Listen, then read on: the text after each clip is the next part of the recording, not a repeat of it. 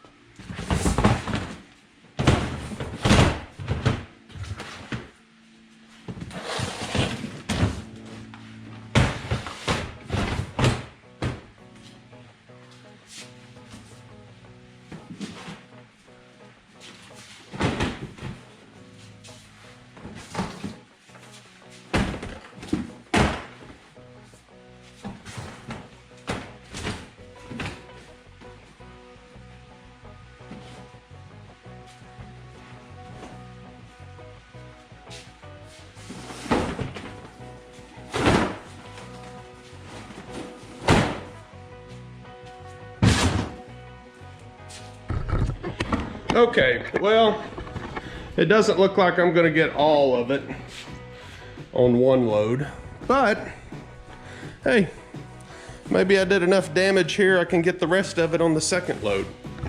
All right, so we're gonna see what happens here. So let me go up to the attic and I'll show you the rest of the process. Now, one thing for safety, I did not want to ride in this elevator because if a cable snaps, you know, we're using an electric hoist from Harbor Freight. If something was to go wrong and that thing breaks a gear or slips, I didn't want to fall to my death and be paralyzed. So I've got it rigged where the controls for the elevator are up in the attic. That way you cannot ride up and down. Some videos from other people, you'll see that they've actually got it where they can ride up and down. To each their own, man. I think from a safety standpoint, I like it where you cannot. So let me go upstairs and I'll show you the view from up there. Okay guys, I'm up in the attic and I apologize about how dark it is. I know it's really hard to see, but you can kind of see across the top. I even use Super-strut up there to mount the hoist. And here's my controller. Got it plugged in, got an electrical plug. You can see the framing on the back side. So let's see if this thing come up.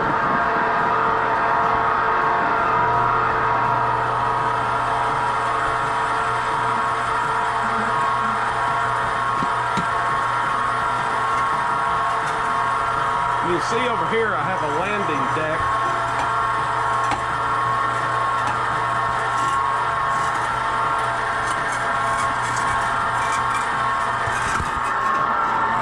And this hoist has an automatic shutoff right up here. So I'm about to squash this box. So I'm going to slide this over, run it up a little bit more. All right. So there you go, guys. Now you kind of get the idea of what this thing actually looks like and works like. So let me unload these and then we'll be back for the second load. Okay, here is load number 2. So I'm going to climb up the attic, go up there, and we'll give you a view of what it looks like for this to actually go up from the ground level.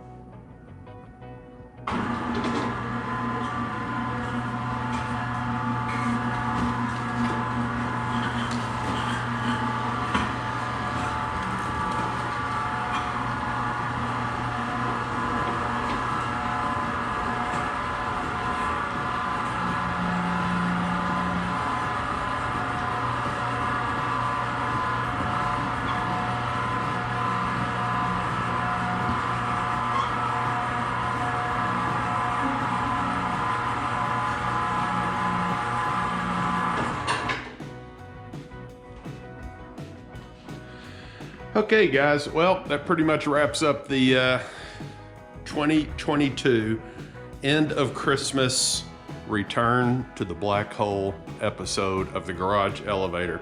So if you guys are thinking about building one of those, you should. It's a fun little invention. So you saw I got all of that stuff up and down into the attic on 2 trips, whereas if I was having to carry it up and down the stairs, it would have taken, you know, somewhere in the neighborhood of, I don't know, 20 trips.